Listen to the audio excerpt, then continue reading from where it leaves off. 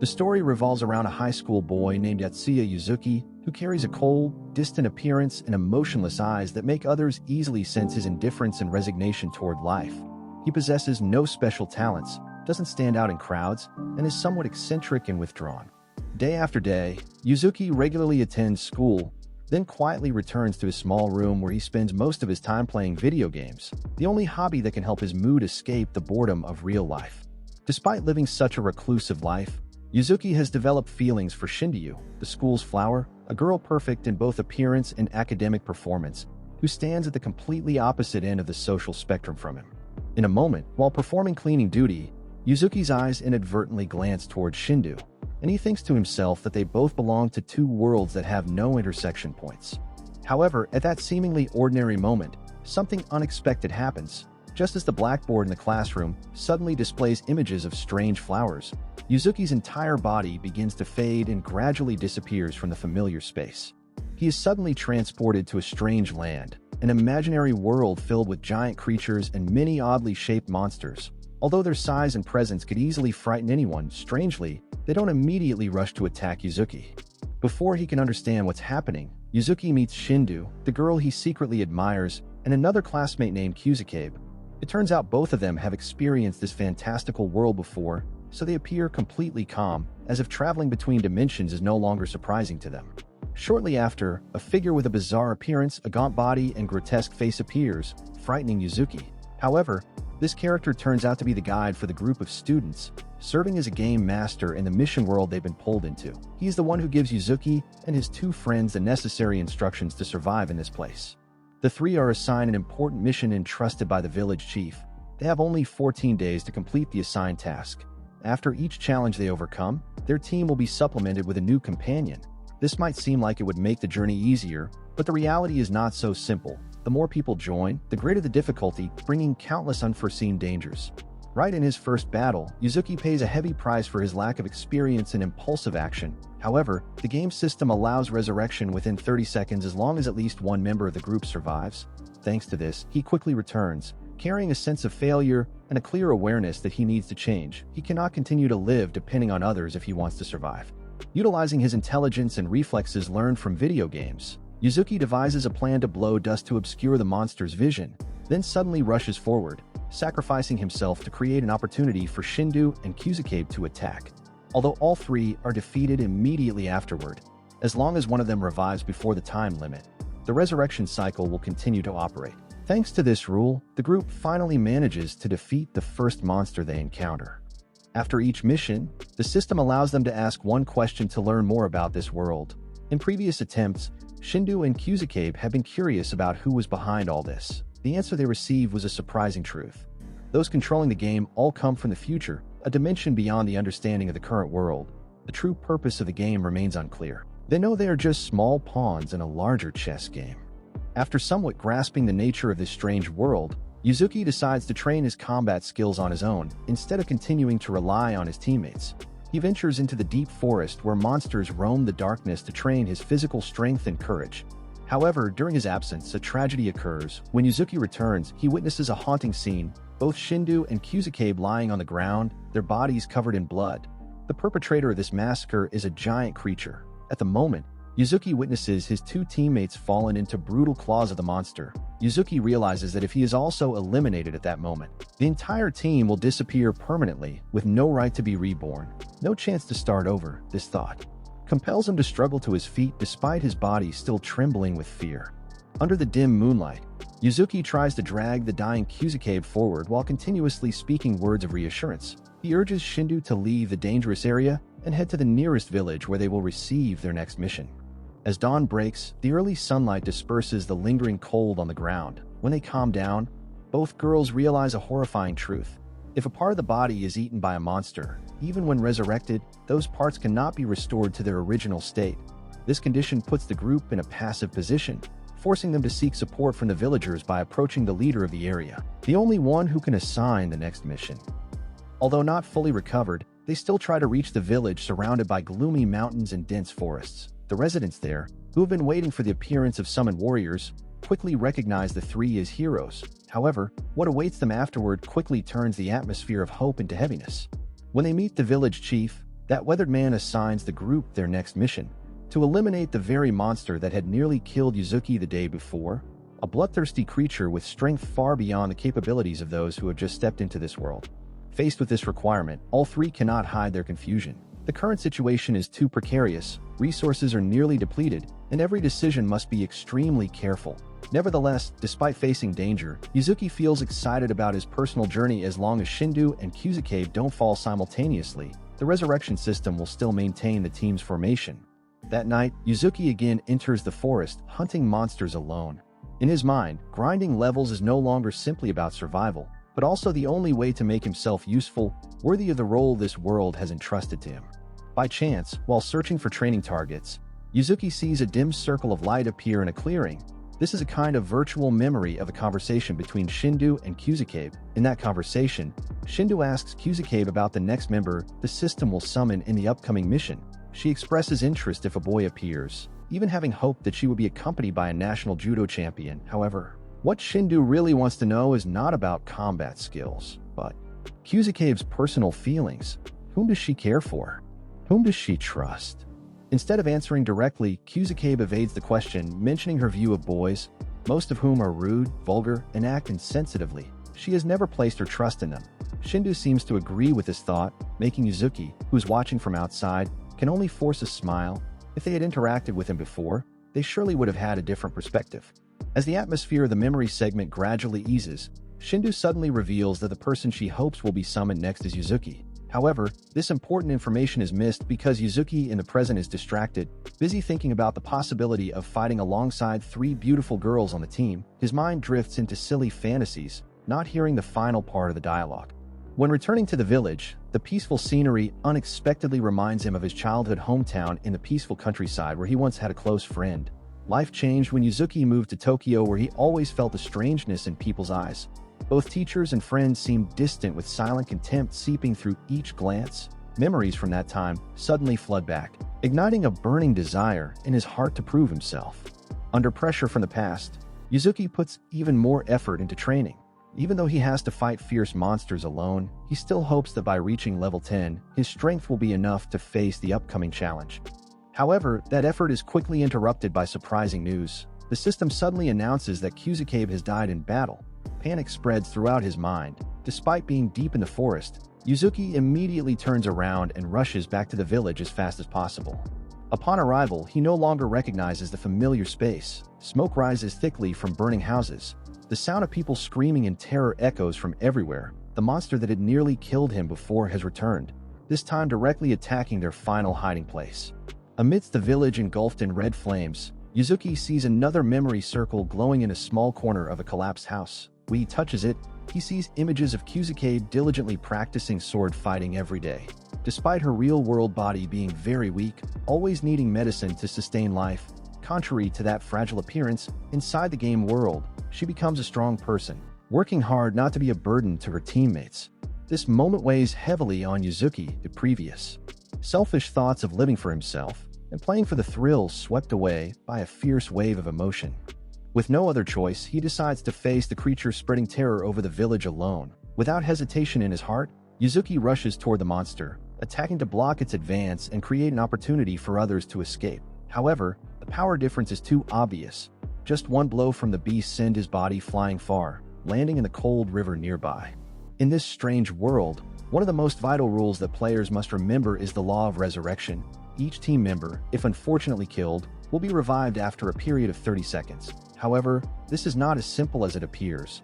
Once that person is reborn in a dangerous situation, for instance, within the killing range of a monster and unable to escape the peril, they can immediately die again. In such a case, the resurrection process will be temporarily frozen until at least one person in the group survives long enough to activate the rebirth system. Having fallen into this situation, both Shindu and Kyuzuke are trapped inside the giant monster's stomach. Being still inside its body when resurrected, they immediately lose their lives again before they can react. The system thus stops counting down. The resurrection is paused, making the situation extremely critical. Meanwhile, Yuzuki, the only one who still maintains his life, constantly moves around the battle area. He runs while observing each jump of the giant monster chasing behind. With keen observation, Yuzuki realizes that this creature doesn't charge in a straight line like normal monsters, but uses jumps like a frog. If he can calculate the trajectory and landing range of each jump, he can slip out of the danger zone, minimizing the risk of approach. Nevertheless, the strategy of constant evasion is not a long-term solution. Yuzuki's body grows increasingly tired, each muscle beginning to ache from continuous movement. In a moment when he seems unable to continue, the creature suddenly closes in, delivering an extremely powerful bite that nearly grabs his head. At that life-and-death moment, from behind appears the silhouette of a blue creature, the monster Yuzuki had spared when leveling up earlier. Without hesitation, he draws his last usable weapon, attacking as quick as lightning, just enough to defeat the target, a result that doesn't disappoint. After the killing blow, the system announces that Yuzuki has reached level 10 and simultaneously, the Fate Wheel function is reactivated, giving the player a unique opportunity to change destiny. When the wheel stops, the displayed result both surprises and amazes him.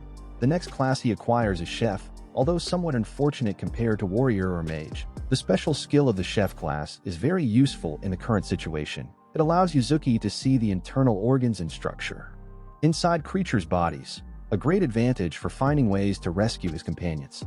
Now, thanks to his new ability, he discovers the exact location where Shindu and Kuzukabe are imprisoned in the monster's stomach. Not missing the opportunity, Yuzuki approaches the monster, using his sharp blade to tear a long path through the belly, opening wide the thick layer of meat covering the internal organs. As soon as the abdominal cavity is torn open, his two friends' bodies fall out, covered in sticky fluid. Thanks to no longer being swallowed, they are officially resurrected once again, returning to the battle line. The scene moves all three deeply. Though no one says a word, their eyes say it all. Spiritually reinforced, Yuzuki and the two girls immediately coordinate to create a pincer attack. The monster can no longer jump due to its unhealed wound, significantly reducing its movement speed. Despite possessing only basic combat skills, both Shindu and Kuzukabe still try their best to coordinate with their teammate at. However, facing the overwhelming power of the giant monster, both are quickly defeated and forced to return to the resurrection cycle. Meanwhile, Yuck, the only one who still maintains the ability to move, has found a weak point on its body, a small wound that hasn't yet healed. Not missing the opportunity, he rushes straight into the mouth of the wound, stabbing directly from inside the internal organs, causing it to lose its ability to resist. The price for this reckless action is immediate death. Nevertheless, the monster is still controlled. Immediately after resurrection, Shindo, the smartest member of the group, continues the final plan by using a special staff to pierce the monster's skull. When air enters, the sudden change in internal pressure causes the head to explode. The battle ends, the mission is completed, and the player group returns to normal status one by one. The final result shows that the person who leveled up the most is Yuck, who originally had the farmer class, not strong at first, but had many opportunities to accumulate experience. In contrast, Shindo, the only mage, contributed almost nothing. Her level increase is modest. When standing before the Game Master to receive rewards after the mission, Yusuke asks the important question of what awaits them at the end of the mission path. The answer is unclear. However, a future memory segment appears. The city plunged into ruin, humans invaded by monsters from above. With no hope remaining, this image imprints deeply in each person's mind, creating a sense of extreme unease. After the sequence of images ends, the group is sent back to the real world. Although time in the game seems to have stretched at the place they left, the clock still points to the exact initial moment. Nothing has changed in terms of time, but the emotions in each person's heart have completely transformed. Shindu quickly leaves, returning to her modeling work, sending a fist bump as a sincere thank you to Yuck. The next day, Yuck was suddenly pulled by Shindu to the changing room, where she asked a rather strange question about a primary school friend who once studied with Akoki. Those seemingly random things led to her curiosity about the eccentric character of Professor Isaac. Just then, a strange bell rang. The Game Master, controller of the Destiny game, suddenly appeared through a direct call. Although the voice was slightly different from previous times, you quickly recognized this as a summons for a new mission. For reasons unknown, the system took him straight to a strange school, even pushing him into the women's bathroom at a sensitive moment. There, a group of female students was preparing to carry out cruel bullying, forcing a classmate to undress to take unauthorized photos. Although he didn't know any of them, Yushu couldn't stand still. By instinct and impulsiveness, he rushed in to rescue the girl with glasses, destroying all phones within reach, including the one tucked safely in a bag. Unrelated to the situation, This bold action caused the entire group of girls to panic and flee. Yuck was misunderstood as a weirdo. The only one who stayed was Yuka, the girl who had been bullied earlier. After hearing her explain that she was punished for an accidental comment during a live stream, Yuck understood her situation better. Although a year older than him, Shindu seemed quite childish, dreamy, and somewhat peculiar. She thought Yuck was trying to act cool, though his actions were somewhat rustic. Before leaving, she advised him to learn from the strong men in games if he wanted to become truly cool. A few days later, the group of 3 was summoned into the mission world again. The biggest surprise was that the 4th character to appear was none other than Yuka, who now became an official member of the team, ready to accompany the group through the new challenge. The Game Master, appearing again with a sudden greeting, introduced the profession assigned by the system to Yuka, a fire mage. In this update, there was an important change directly affecting combat. The resurrection time was no longer fixed at 30 seconds as before due to the excessive use of resurrection in the previous mission. The system had extended the interval to 40 seconds. The 4th summons opened up a mission that seemed simple at first glance. Complete the exploration of 5% of the map area and transport an unknown type of goods to a strange destination named Redobo. However, all information related to the package remained completely mysterious, leaving the group fumbling in the dark before they could implement a plan. Yuka, the newest member of the team, was briefed by Shindu and Hakazaki on the entire story related to Yuck's bold action in the real world. The strange incident in the school bathroom had distorted his image in the eyes of his friends, leading to complete isolation. In an unfamiliar collective, Yuck became a quiet shadow that no one understood the reason for, except for those who had gone through life and death battles with him in the virtual world. When the team decided to split forces to speed up the map exploration progress, an unexpected situation occurred. A large creature lunged straight from the sky to the ground. From its carcass emerged a centipede with a bizarre shape. Before he could react, Datsu was knocked away and lost his life immediately. Using resurrection was no longer easy when the time was extended to 40 seconds, forcing the group to struggle without their main pillar. Meanwhile, Yuka still couldn't get used to the pace of battle, trying to exercise the skills of a fire mage. However, her inexperience meant many of the spells she cast had almost no significant effect. They could only slightly increase the temperature in a very small area around her, which wasn't very useful in the intense battle. She cast spells with great spirit, but the results were extremely dismal. Another monster suddenly emerged from underground, biting straight into Yuka, causing her to fall unconscious. In the midst of chaos, Yuzuk, after coming back to life, began to recall what the girl had said the day before. Although she often seemed somewhat childish, she made a special impression on him, enough to make Yuzuk want to change. Since becoming a player in this world, he had always wanted to seek something beyond survival, which now perhaps meant being cool and becoming someone who could be respected. He spent the previous 2 weeks researching how to make himself cooler. At the crucial moment when the battle with the giant centipede entered the decisive phase, Yuzuk noticed the weakness on the creature's body was in the abdomen, a place hidden from view and less protected. Yuzuki used a kitchen knife, the familiar weapon of his current chef profession, to eliminate the monster's legs one by one, rendering it immobile. Then he took Hakazaki's hand to prepare to finish off the monster. Together, they focused their strength to cut off the head of the giant creature. With a decisive slash, the mission to eliminate the centipede was completed, a neat ending to a battle that seemed to have no escape.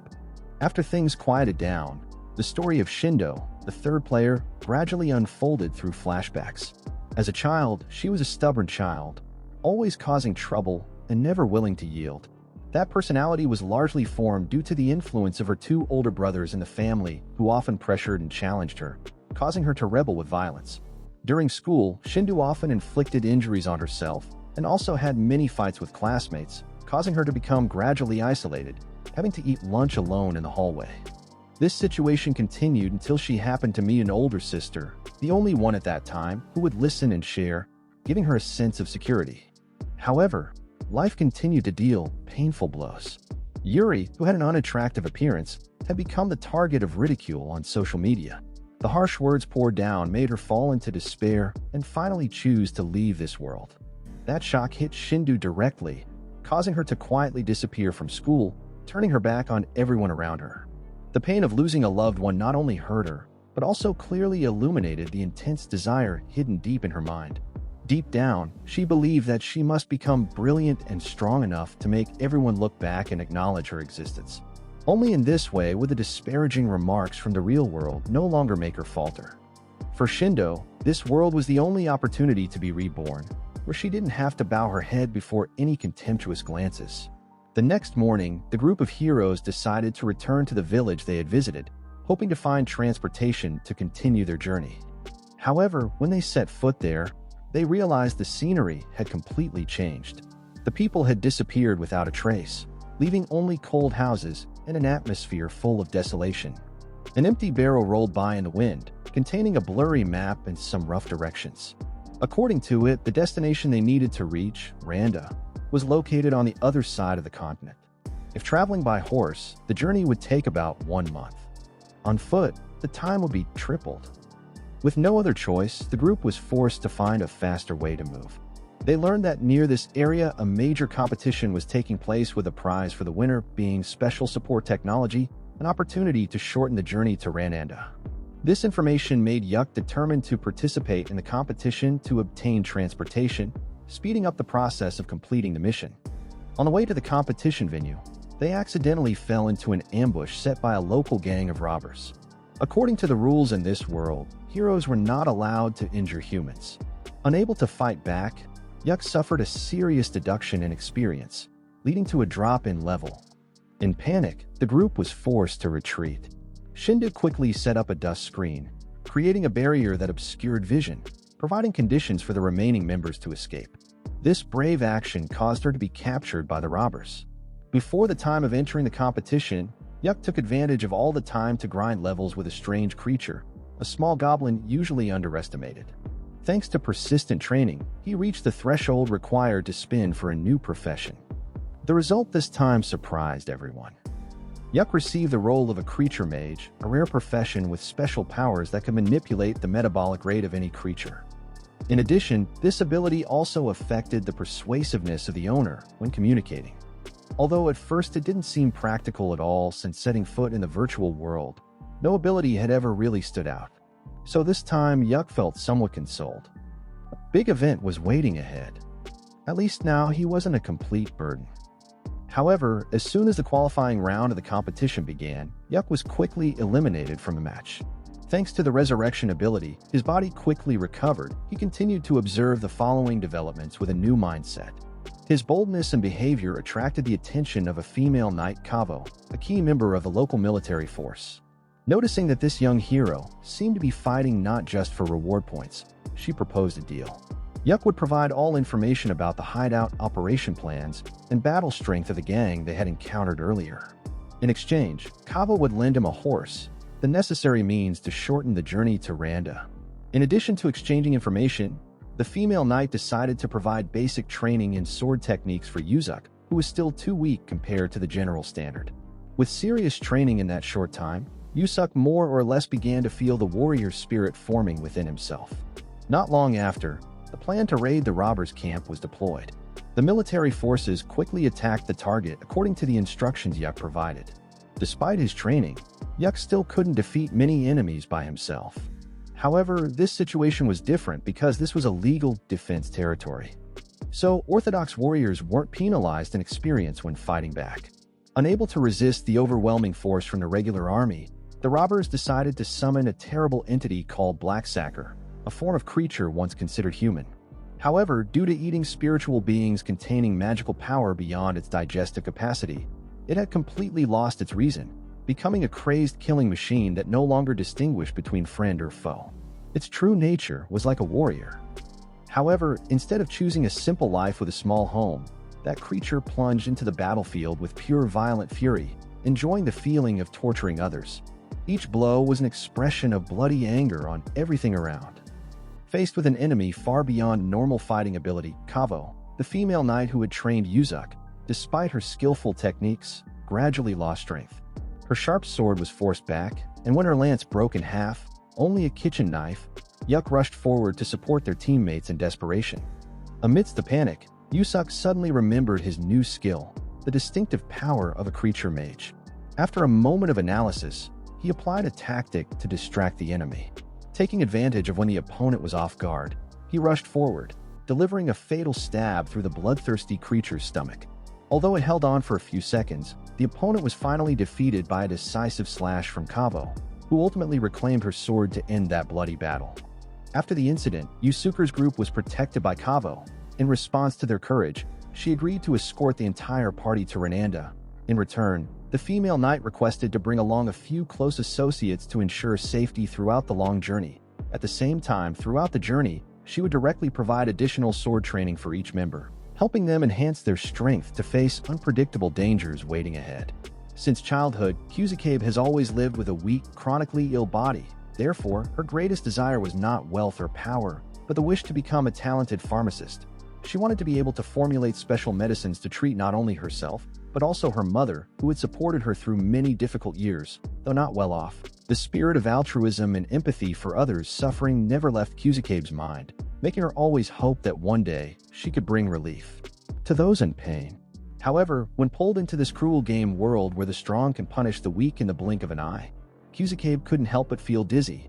Witnessing the army eliminate robbers with just a few bloody sword strikes, the fragile heart within her seemed to constrict with fear. Although deep down, Kusakabe very much wanted to protect her friends and innocent people living in this fantastical world, she still couldn't shake off her hesitation, held back by the fear of death every time she had to face a real battle. Meanwhile, Yuzuki, who had gone through various professions since the game began, currently possessed quite a few unique skills from cooking, healing to the abilities of a creature mage. Thanks to his ability to adjust metabolic rates, he could use it to stimulate the recovery process on injured bodies, making cuts heal quickly. He could even save dying people if the skill was used in time. On the challenging journey, the group members gradually had to face countless injuries, both physical and mental. It was during these times that Yuzuki's support skills proved extremely useful. Anyone injured would come to him as a place to entrust their survival faith. As for Kusakabe, she continuously observed, learned, and silently reminded herself that although currently weak, she would definitely not stop. She wanted to stand up and become someone who could help others, not just hide behind stronger people. In another corner, Kavo, the female knight who had not hesitated to fight Black Sacker, was training the members with high intensity, forcing them to practice sword fighting until exhaustion. In a deserted area deep in the forest where creatures gathered, Kusakabe finally experienced the first moment when she truly dared to face her own fear. In what seemed like a random situation, the sword in her hand was raised at the exact moment a deformed monster lunged down from a tree. The blade stopped the attack just before its claws could touch her. At that moment, survival instinct combined with the deep fear in her heart forced her to act, and surprisingly, she didn't collapse. Meanwhile, Yuzuki, who was taking on the role of a mage, displayed a rather strange obsession with living creatures. He seemed to take an unusual pleasure in observing the operating mechanisms of their bodies to the point of frequently testing his ability to control metabolism by weakening and then finishing them off slowly. His group often teased that this hobby had a perverse tinge, but for him, all actions served the purpose of survival and finding opportunities to survive in a world full of dangers. While moving along the road to the trade fair, they accidentally encountered a group of soldiers surrounded by a pack of wolves with very aggressive hunting behavior. Preliminary information showed that among those trapped were children whose lives were threatened. Kusakabe, although still carrying the fear of fighting in her heart, expressed a desire to approach and rescue them herself. Professor Yuzuki, who had much combat experience before, immediately split off with Kusakabe, deciding to leave the group to go to the scene. Both assessed that this could very well be a hidden mission containing clues about the goods that needed to be transported to Redobo, the target location for this challenge. Meanwhile, the remaining members continued forward to complete the main objective. Along with that choice, the two main heroes of Team Yuzuki along with Kavo frankly confronted the wolves that had been attracted by the aura of those with powers. Pulled by the sense of hostility, the pack switched to attacking their group. Although Yuzuki only had a kitchen knife and a pan in hand and Kusakabe, originally an inexperienced schoolgirl, only possessed a thin sword, both still struggled to fight back in vain. The power difference between the two sides was too great. They were quickly knocked down and fell into a resurrection state where they no longer wanted to rely on themselves, causing others to have to stand up and protect them. Kusakabe, after being resurrected, chose to face directly the fear gnawing at her heart. This time, she no longer hid or stood behind others. She actively moved forward, facing one of the fierce wolves that was lurking. Although her heart was still trembling, each step carried a more determined resolve than ever before. Not hesitating to draw her sword from the beginning, she used calmness and a composed attitude to make the monster mistake her for prey unable to resist. When it lunged forward, quick as lightning, The sword was decisively drawn from its sheath. She didn't need to use brute force, simply placing the blade into the trajectory of the pounce. The steel blade stabbed straight into the weak point, the chest of the beast at the peak of its jump, finishing it in an instant. In another corner of the battlefield, Yuzuki, after realizing that someone familiar was approaching, decided to take advantage of the opportunity, luring the remaining wolf toward the new ally.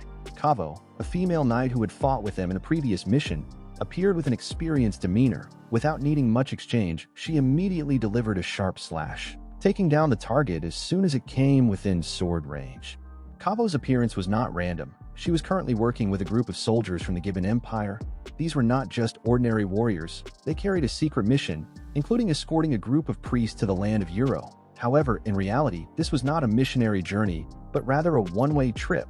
Under the strict dictatorship of Gibbon, all forms of religion were banned as they would threaten state control. Religious followers, once discovered, would often be forced to leave the country or even be pressured to seek death under the guise of voluntariness to maintain stability within the nation. In a small kingdom where chess was regarded as a symbol of strategy and power, the situation was falling into chaos. One of the soldiers under this country's army, Sergeant Gento, didn't actually exist, but was just a fabricated image created to distract the public. He was simply a tool assembled to reinforce false beliefs to manipulate the thoughts of the masses, the local residents. Particularly notable were the missionaries, suspected of being dangerous elements. In the eyes of the narrator, they might be targets that the ruling force was quietly monitoring. Due to suspicion, Yuzuki's group, the main players in this survival game world, had to approach and observe carefully to understand the situation and gather information. Through the account of a member of the missionary society, Yuzuki's group learned about a child in danger, needing help to escape. In the past, the kingdom had many groups who worshipped kings or sacred creatures like demigods. Ideological conflicts led to fierce wars between beliefs. By the fifth king's reign, to restore order, he decided to erase all traces of religion in the territory. Anyone expressing reverence for any supernatural power was dealt with. The monarch also invaded neighboring countries, enslaving their people and bringing them back to serve the poor class in his own kingdom. This information was not only confirmed by Yuzuki's group, but also verified by a soldier in the king's army. Nevertheless, in Yuzuki's mind, a member of the group using power to impose personal notions was unacceptable. When hearing the story, Yuzuki, who always maintained her position, often went to the inn to monitor. Meanwhile, Professor Kuzukabe had to intervene to prevent impulsive actions from teammates. The group currently had only 12 days left before completing the mission in this world. The group's time was only 13 days and 20 hours. The time frame didn't allow for any mistakes. During the route discussion, one of the native mages suggested that if they continued along the roundabout path through the plains, they wouldn't make it in time. Therefore, the only choice to shorten the journey was to cross through the large mountain range ahead. However, that area contained complex, ancient mechanism systems designed as protective traps. At the entrance to the mountain, the group discovered a giant water wheel attached to the door leading to the tunnel inside. When using this device to open the way, all exits behind were also locked tight, causing them to be completely isolated deep within the mountain.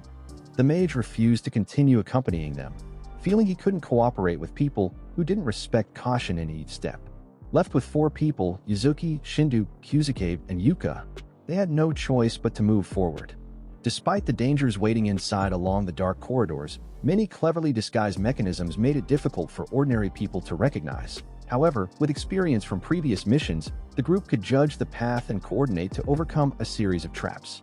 When they reached a large space, almost like a natural hall, suddenly one of them, a local elder who had been supporting them, was separated from the group as the stone floor suddenly collapsed. The wall behind rose up, pushing him to fall into the deep abyss below, leaving no chance of escape due to the extreme height. Although the loss was inevitable, the 3 remaining players continued the journey with intense focus. They had to calculate every minute and second, analyzing the movements of the stone mechanisms to pass through a narrow gap where 2 walls continuously opened and closed in cycles. Passing that challenge, the group reached an area resembling an ancient arena. The atmosphere there was thick and heavy with something unusual waiting. Just as warned by a soldier they had encountered earlier, the creature residing in this area was not a common species. It had a human-like shape, but was preserved in a mummified state. This was Nepin, an artificial entity created through ancient magic. Because its nature no longer belonged to the living world, it could exist for decades without maintaining life like ordinary creatures. The confrontation was about to take place, and every action now was vital. From the area near the fortress gate of the Empire's army, Yuzuki's group had to perform dangerous maneuvers to overcome treacherous terrain. One of the members, having no other option, used a kitchen knife as a temporary tool, sticking it into wall corners to create footholds for climbing the steep rock face. However, the great height and slipperiness caused that person to constantly slip, falling many times and having to struggle to climb up again from the beginning. Despite much effort, they still couldn't access the important area. Amidst the chaos, the light from behind suddenly went out, pushing everyone into a pitch-black space. No one could see the path clearly anymore. This forced them to rely on intuition to continue moving.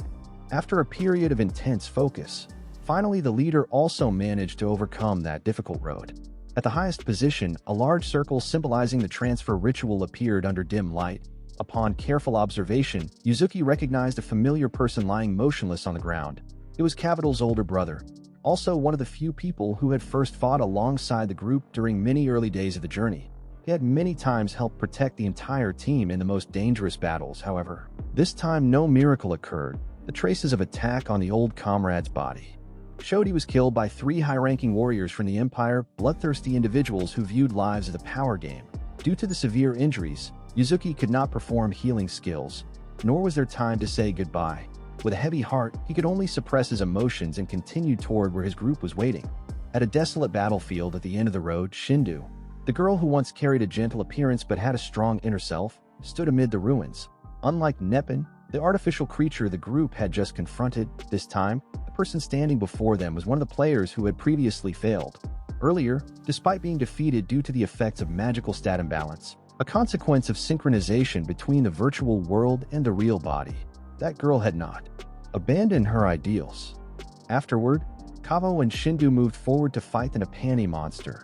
They only needed to defeat it for the whole group to escape this hellish place. However, in an unexpected moment, Kavo was stabbed in the stomach by the monster. The attack caused her body to lose balance and fall into the deep lake below. The freezing water continuously swept around her, but Kavo still tried to stay alert to avoid losing control.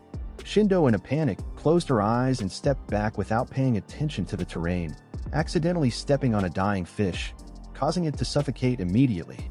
However, luck smiled upon her when a strange energy from the game system was activated.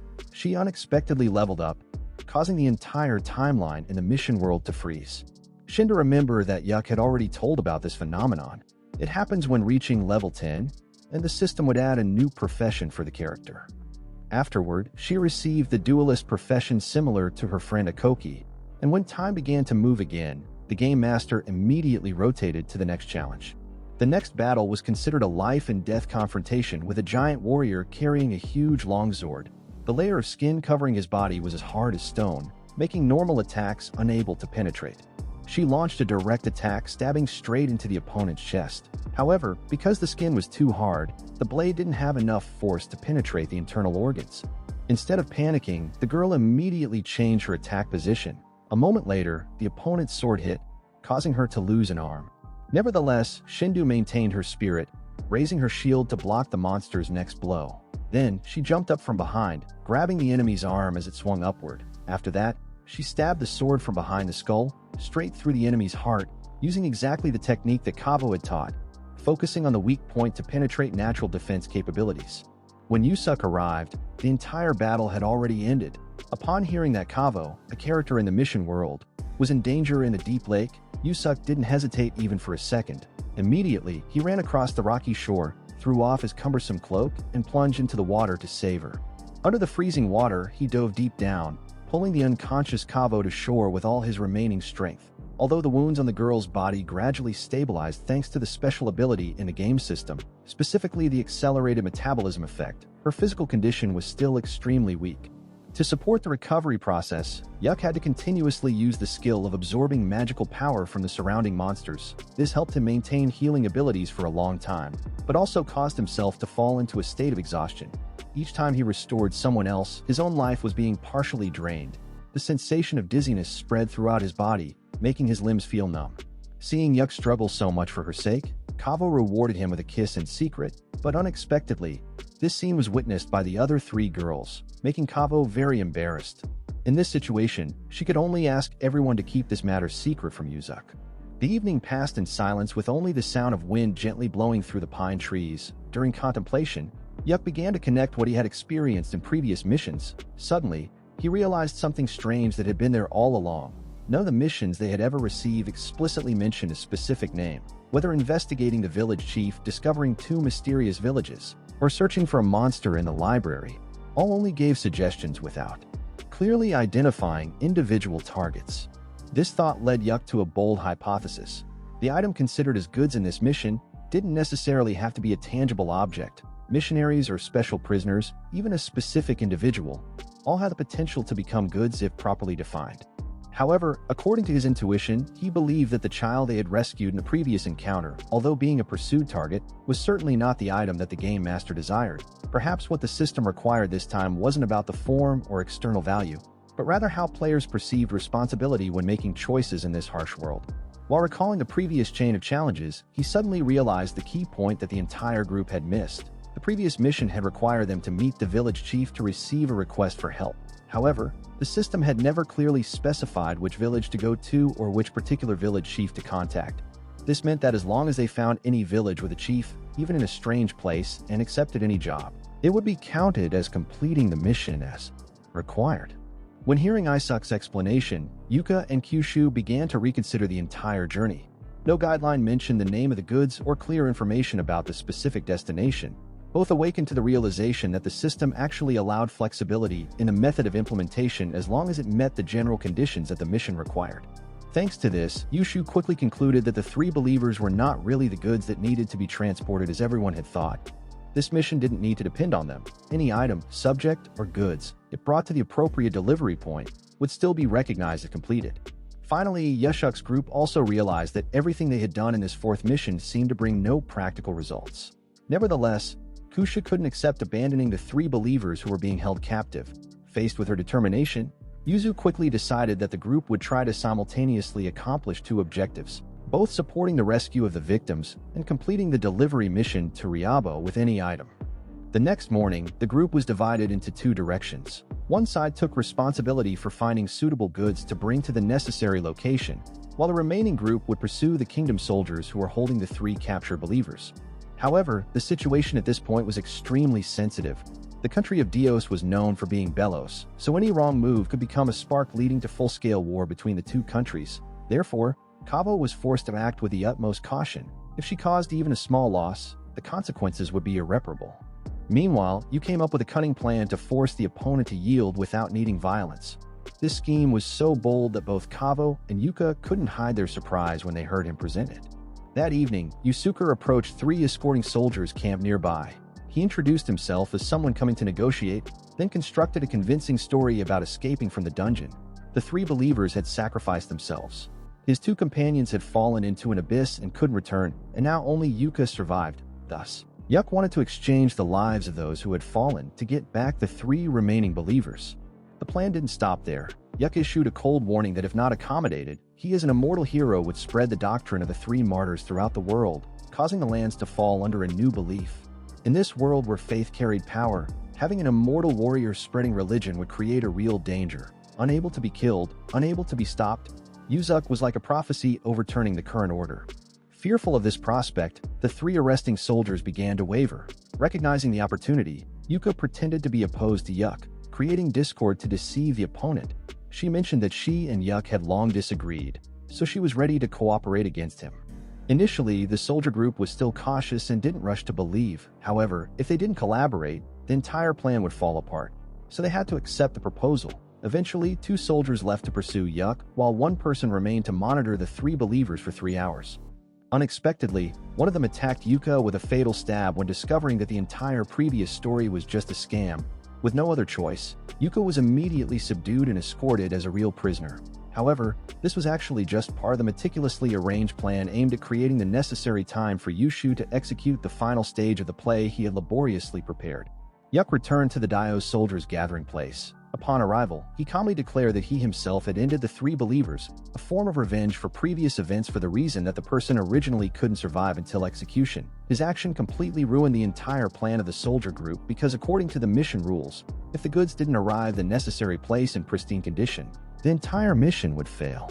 While the enemy side was still trying to process this, Yuka, who seemed to be tightly captured, suddenly escaped with remarkable ease. She quickly took a horse and retreated safely. All the details were within Yuck's careful calculation. By creating the misunderstanding that he was the only villain, he had not only helped the three believers return safely, but also took all the blame himself, preventing the two countries from falling into the spiral of war. On the soldiers' side, when they realized they had been spectacularly deceived and couldn't complete the mission as expected, all three immediately turned back to pursue Yushuk and his associates. In their hearts rose feelings of regret mixed with anger for letting the opportunity slip away. On the contrary, Yuka, the companion with the talent for controlling fire, felt admiration for Yuck's bold and intelligent calculation to the point of being scary. She couldn't hide the chilling sensation when looking into his eyes, someone who could stage an entire play to save people, even at the cost of sacrificing himself. Meanwhile, at another distant place, Shindu's group with Kushu continued their arduous journey. 3 days had passed, and they still couldn't find any village to complete the remaining part of the mission. The time for the entire team was gradually running out with just over 4 days and a few hours left to salvage the situation. As for the three believers, after escaping from captivity, they continuously expressed deep gratitude to Yuka and Isaac, the two who didn't fear danger, to bring them back safely. After everything, Yuka once again emphasized to Yuck that although this was just a simulated world, killing should be minimized. However, for Isaac, those humanitarian emotions no longer seemed too important. A companion had previously died at the hands of the Dio's soldiers, leaving no mercy in his heart. As a consequence of the battle, Yuck lost 2 levels for killing a soldier in a non-mandatory situation. However, compared to saving the lives of 3 believers and avoiding war between 2 countries, that price was completely worth it. In another direction, Kanala, the loyal general under the kingdom, along with her last teammate, finally traced the whereabouts of the carriage they had been frantically searching for. Without wasting time, they quickly sent an urgent letter to the royal palace to report the current situation. Everything was within the planned strategy. Meanwhile, Yuck, who always maintained the initiative, had just timely arranged to withdraw from the area right after identifying the danger. Almost immediately, Kavo suddenly appeared. The one previously considered dead now stood imposingly before the old enemy. Her appearance astonished Kahabal, who had once confronted Yusuk's group. He couldn't believe that Kavo was still alive after everything that had happened.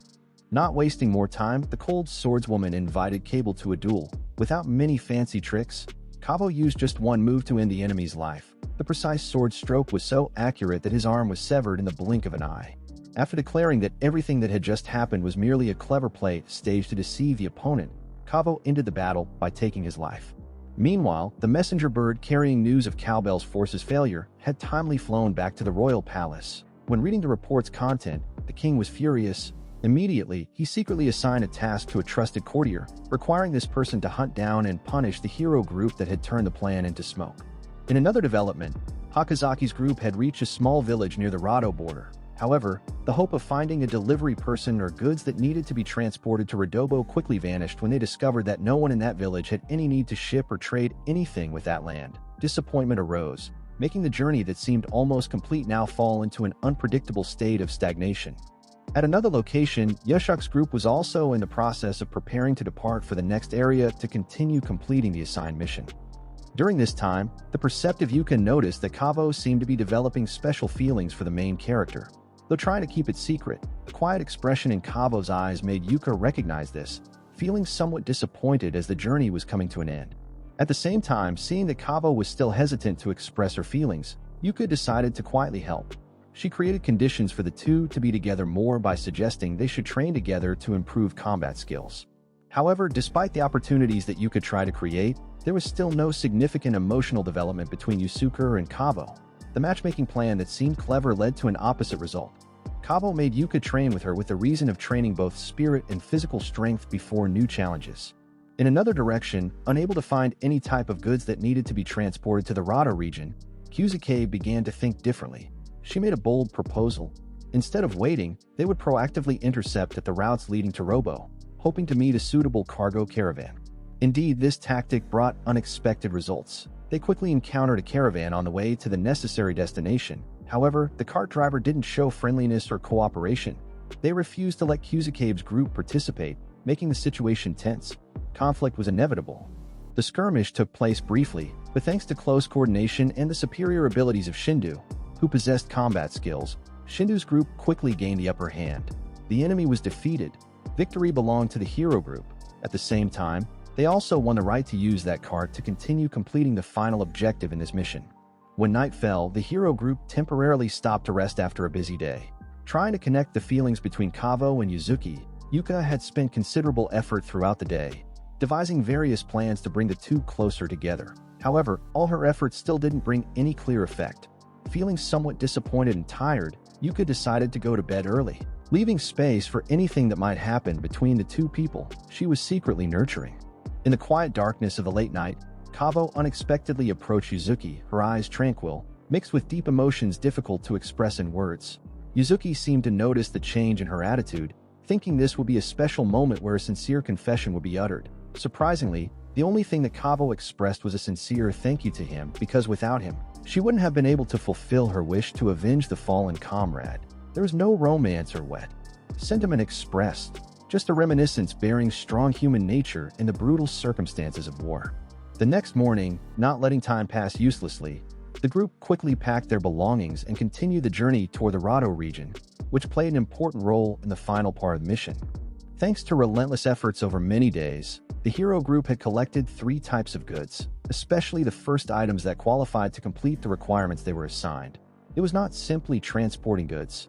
It actually included 3 key objectives. First, the hero group had to ensure absolute safety for the 3 believers on their evacuation journey, because they had important roles in the religious organization that still existed in this world. Next, the weapons collected. After the close combat with a group of soldiers from the Cambodia side needed to be brought to Robo City to be handed over to merchants specializing in trading combat equipment. This not only helped them complete the delivery part, but also created stronger links between local forces and people from another world. Finally, a rather odd mission that made everyone feel unpleasant. Transferring 3 boxes containing the heads of fallen soldiers, considered as evidence of mission completion or a form of brutal propaganda between forces. Shortly after, they received an additional side mission, although not too complex, but requiring urgency. Specifically, only 5% of the mission world's map remained unexplored. The group was split to quickly complete the remaining portion before the time limit of this challenge came to an end. After completing most of the mission, the hero group decided to divide into 4 directions to speed up the map exploration progress, aiming for the remaining 5% of unidentified territory. The previous evening, right at the crossroads of the snow mountain, Yuzuki and Kavo parted ways like companions who had gone through the boundary between life and death together. Although once moved by fleeting emotions, both understood that the most necessary thing now was to continue walking for the mission waiting ahead. The cold tightened its grip on the world around them. Snowflakes that initially fell sparsely had now formed a thick white curtain, making visibility blurry. That harshness made Kavo think about the worst possibility. If someone in the group became exhausted and collapsed in this desolate mountain area, their body would likely be completely frozen when the temperature dropped to an unrecoverable level. Even if the resurrection cycle was activated, nothing could be salvaged anymore. Rebirth would immediately lead to death because the environment was too cruel. Although each person faced their own journey, in their hearts, they still preserved memories of each other, moments fighting together, sharing meals, relying on each other amid dangers that was like a smoldering flame, keeping their spirits from being extinguished in the fierce white storm surging around them. No one knew in advance whether they would survive or not, but all were united in moving forward, clinging to the hope that if they tried, they would complete the goal waiting at the end of the map. The snow continued to fall, thicker than they had imagined. The remaining distance seemed not to shorten at all. In fact, it felt increasingly endless. The snowstorm continued to expand its sphere of influence with bursts of freezing wind cutting down incessantly, covering the path with a layer of ice so thick the directions were no longer recognizable. The harsh cold clung to every coat, fingers became numb, and even breath froze in midair. Finally, among them, the first person who couldn't withstand these harsh conditions was Kuzuke. Although she always carried a persistent will, always trying not to give up, this time, her fragile body couldn't defeat the cruel nature. She collapsed in silence amid the endless stretching whiteness like a small leaf buried in a violent snowstorm. Kuzuke's passing made both Shindu and Yuka heavy-hearted. They had never thought that this journey could separate people from each other so hopelessly. However, time didn't allow them to stand still. The storm grew increasingly fierce, hindering even the most basic movements, making their legs unable to lift. Eventually, when their bodies couldn't move even one more step, these 2 people also stopped motionless in the storm like 2 giant ice statues, leaving only one person who still maintained the ability to continue the journey. Yuzuki, who had once rejected all emotions, not because he was stronger, but because deep down he knew that if even he fell, the other 3 would never have a chance to return. That's why he was so determined to keep going. Although his body was exhausted in the brutal white snow, it wasn't just nature that threatened him. While moving through the frozen forest, Yuzuki was ambushed by a strange creature, a type of monster similar to a snowman born from the harsh climate of this land.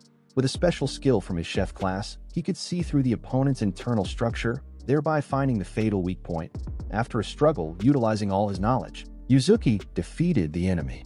However, just as that creature fell, miserable cries echoed from behind the loose snow. Some small creatures, seemingly the children of the one just defeated, rushed out, crying beside the cooling corpse. At that sight, Yuzuki momentarily froze. However, aware that where he stood was not reality where ethics and morality could deeply intervene, despite the lingering fluctuation in his heart. He continued moving forward because the mission was not yet completed and time was still passing second by second.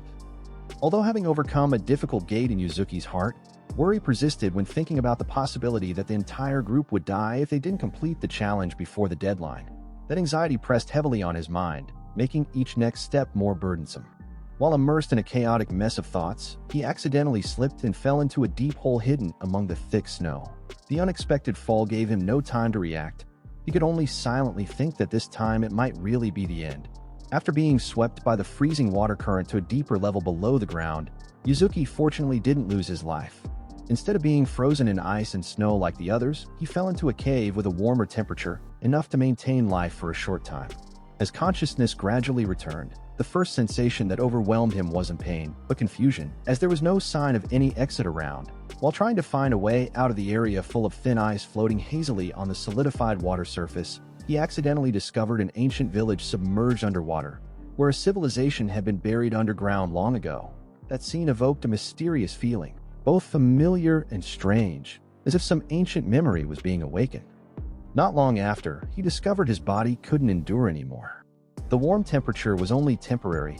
The body losing strength in an oxygen-deficient environment meant Yuka couldn't resist. Before she could leave the dangerous area, she became exhausted and fell, becoming the second person in the group to cease life in this harsh game world. At the same time, Yuck was groping through a dark cave system where all directions led to deadlock. When it seemed he would be forever imprisoned in this maze of earth and stone, he encountered a giant worm specialized in digging earth to find new paths. With a faint hope, Shindu decided to follow it, thinking he might rely on its digging habits to escape outside.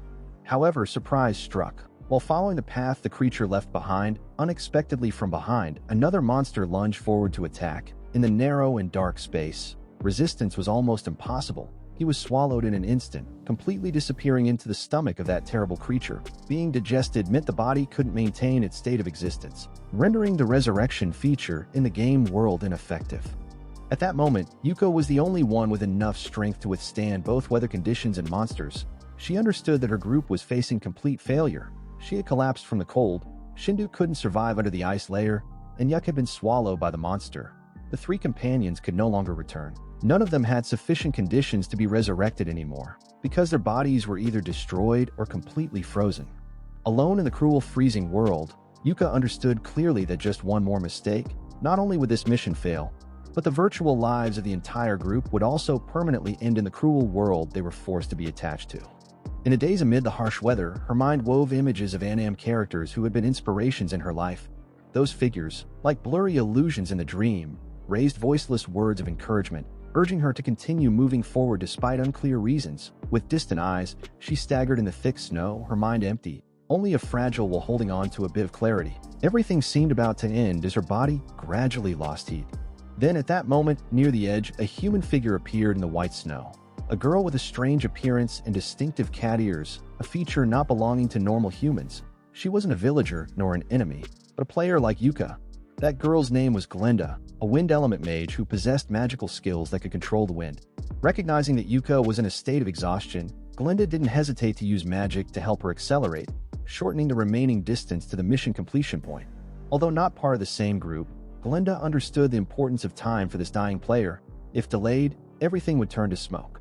Thanks to that sudden and miraculous help, the group of four Yushu, Yatsuya, Kazu, Shindu, and Yuka finally reached the finish line right at the allowed time limit. No one could believe that things could be reversed like that, especially when three of them had fallen into a suspended state, seemingly with no chance to return.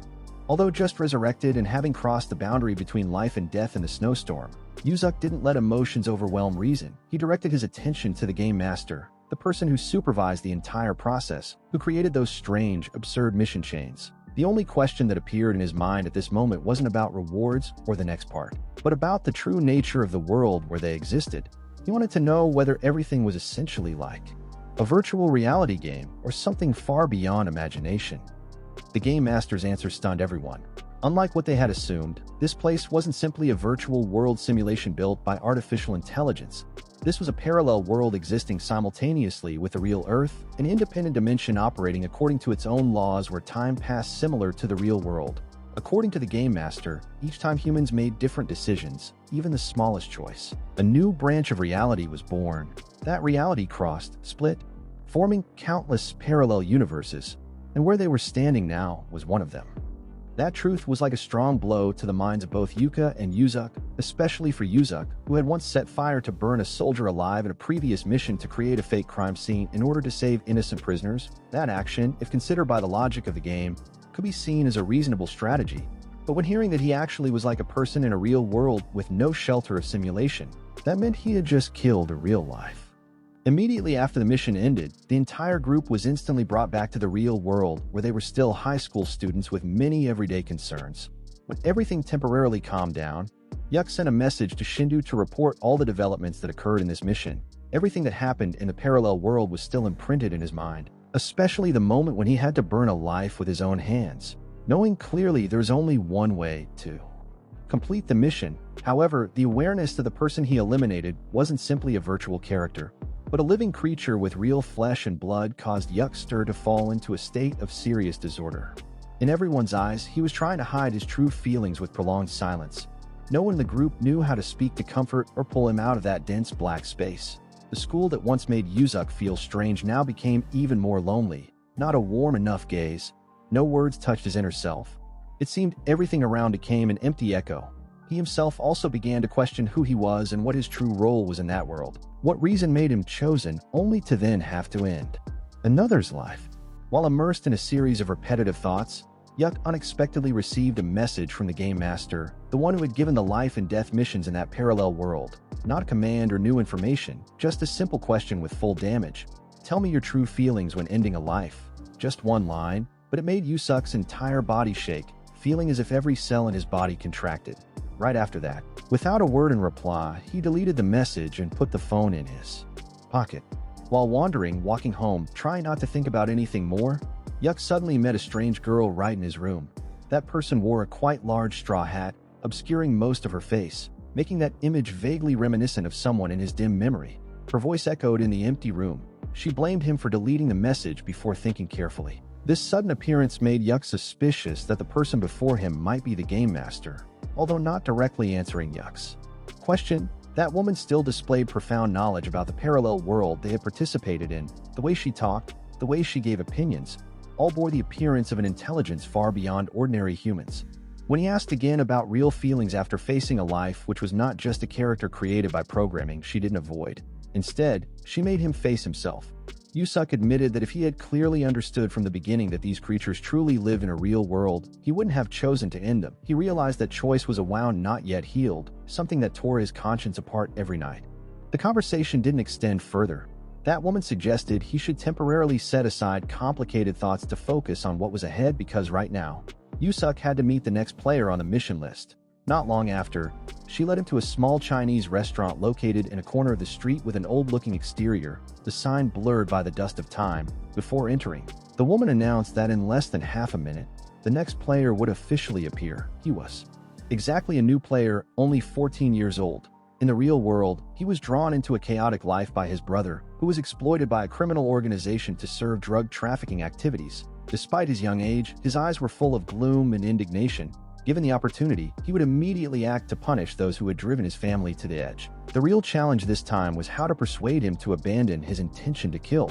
He had to help him realize that his current anger was just a sophisticated trap set up by the wicked to manipulate both him and his loved ones. As soon as Yuck and the Game Master entered the Chinese restaurant where the two brothers were meeting their enemy, the situation immediately became tense. A man with a rugged appearance, the leader of a criminal gang, appeared behind the kitchen counter. His presence made the atmosphere heavier than ever.